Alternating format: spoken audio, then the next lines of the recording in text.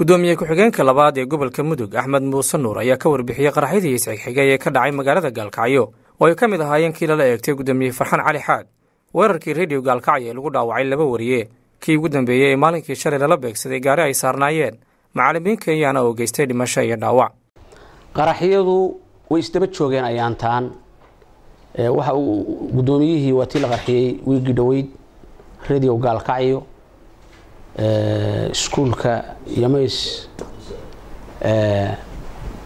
isdaba joogaasi waa ka tacsiyeynaa wixii ku dhintay wixii ku dhaawacmayna waxaan leeyahay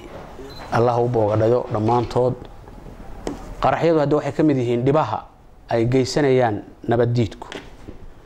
qaraxyadu hadda ayaantaan inay nagu soo bateen waa aragnaa waxaan rajaynaynaa inaan wax ka qabanno haddii Alla waa sidee dadaalka laamaha ammaanka ay ku aadan ka hortagga falalka iyo xiriirka bulshada kala dhaxeeya.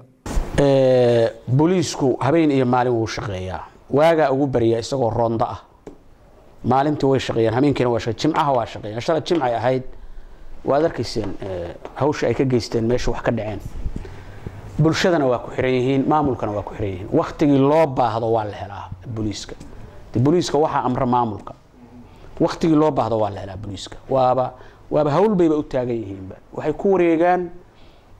magaalo madaxda iyo tuulooyinka degmooyinka oo dhan meesha wax ka dhacaanba waa loo diraa waa diyaar iyagu waa hora hawl qaba abaarna u dheer. maalmihii ugu dambeeyay waxaa jiray gaabis dhanka ciidamada ammaanka ay sameyn jireen roodooyinka iyo checkpointiyada lagu baaro gaadiidka maxayse tahay sababta.